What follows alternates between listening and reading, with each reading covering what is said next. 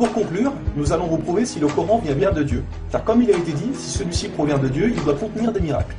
Et si vous lisez le Coran, vous verrez qu'il contient des informations qui ne pouvaient être connues à l'époque, c'est-à-dire il y a 1400 ans. Mohammed était un homme qui vivait en plein milieu du désert d'Arabie, là où la technologie n'existait pas. À cette époque, il n'y avait pas d'électricité, aucun appareil électronique, rien de tout ça. Les gens vivent de la terre, se déplacent en chameau. Personne n'avait inventé ou même pu imaginer les choses telles que les sondes, les scanners, les satellites, etc. Et pourtant, dans le Coran, nous pouvons lire « Sous l'eau, il y a des endroits où il y a de l'eau douce et de l'eau salée. Et entre les deux se trouve une barrière invisible qui empêche les deux eaux de se compénétrer. C'est-à-dire que le sel de l'eau salée ne va pas dans l'eau douce. Ces barrières les empêchent. Les océanologues comme Jacques-Yves Cousteau ont découvert cela récemment grâce aux sous-marins où ils ont pu faire des prélèvements d'eau, etc. Qui, il y a 1400 ans, en plein milieu du désert, pouvait savoir qu'il y a des barrières invisibles dans l'océan? Il est écrit dans le Coran que l'univers est en expansion continuelle, c'est-à-dire que celui-ci ne cesse de grandir. Les étoiles s'éloignent les unes des autres constamment. C'est en 1920, grâce aux appareils très perfectionnés, tels que les télescopes puissants, que nous avons pu savoir que l'univers était en expansion continuelle. Qui, il y a 1400 ans, pouvait connaître cette information? Nous savons aujourd'hui que les montagnes sont comme des piliers et possèdent des racines.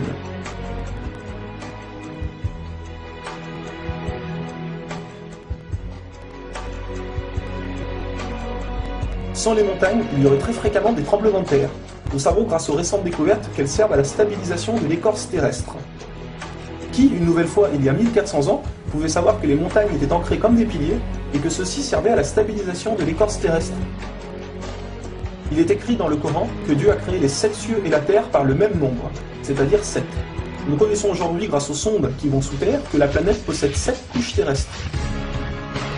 Le noyau interne solide, le noyau externe liquide, la couche D, le manteau inférieur, puis le manteau intermédiaire, le manteau supérieur et la lithosphère. Qui, il y a 1400 ans en plein milieu du désert, pouvait savoir que la Terre possédait 7 couches?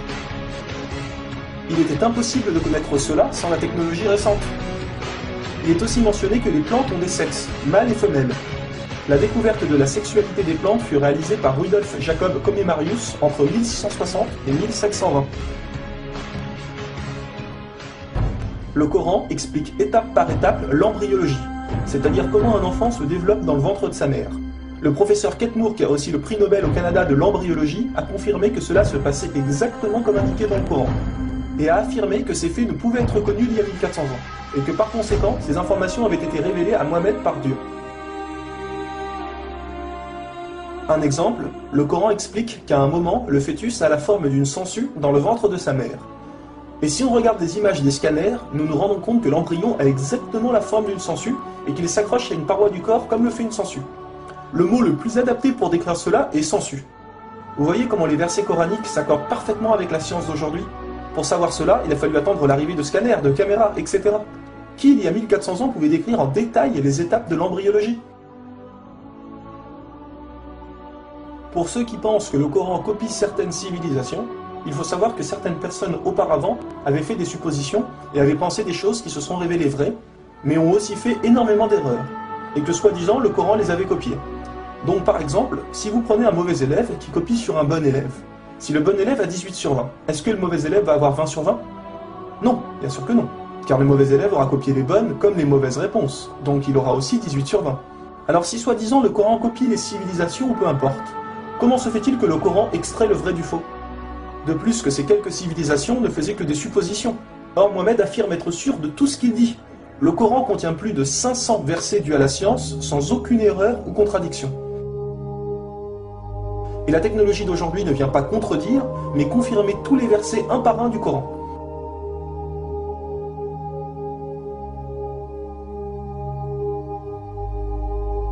Il est écrit dans le Coran que les fourmis parlent.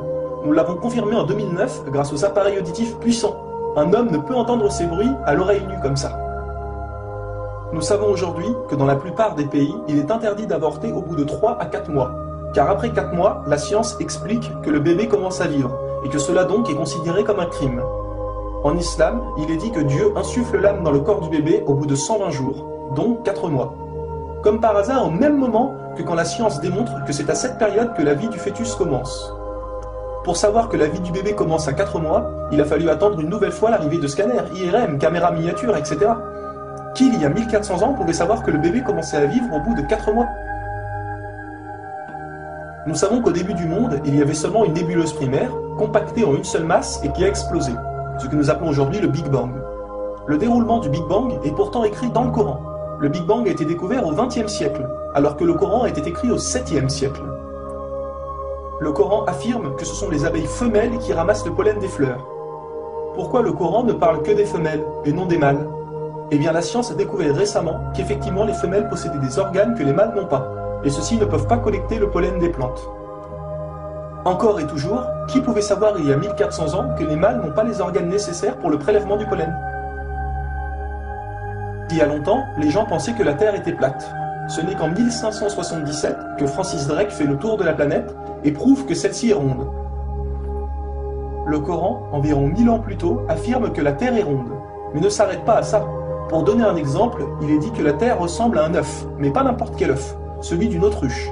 Et si vous regardez un œuf d'autruche, vous verrez qu'il n'est pas tout à fait rond, mais qu'il est aplati en haut et en bas. Celui-ci est de forme géosphérique. Et nous savons aujourd'hui que la Terre non plus n'est pas tout à fait ronde, mais qu'elle est aplatie au niveau des pôles. Et donc qu'elle est également de forme géosphérique. Qui, il y a 1400 ans, pouvait savoir que la planète Terre était géosphérique? Il a fallu attendre les satellites pour sortir de la Terre pour se rendre compte de cela.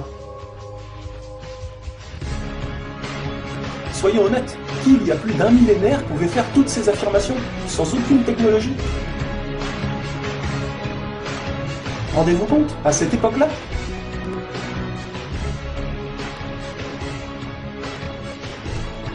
Et soyez conscients que je n'ai donné que quelques exemples. Il y a plus de 500 versets qui parlent de science sans aucune erreur.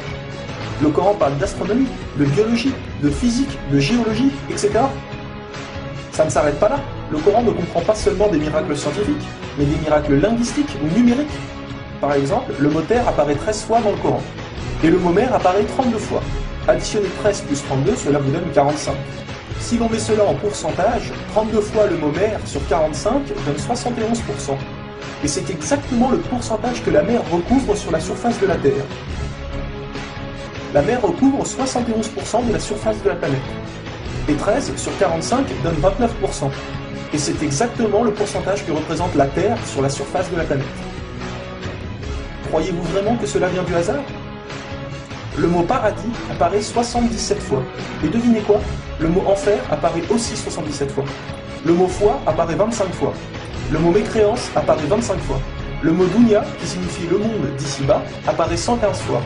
Akira, qui signifie le monde de l'au-delà, apparaît 115 fois. Le mot ange, 88 fois. Le mot diable, 88 fois. Les hommes, 23 fois. Les femmes, 23 fois. La vie, 145 fois.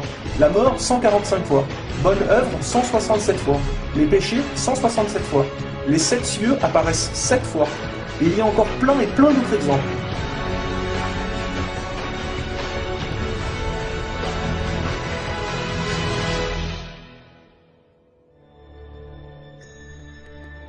Le Coran est d'une beauté incomparable. Dans la langue originale, c'est-à-dire en arabe, environ la moitié du Coran rime. Le Coran contient des palindromes. Un palindrome est un mot qui veut dire la même chose si on le dit à l'envers.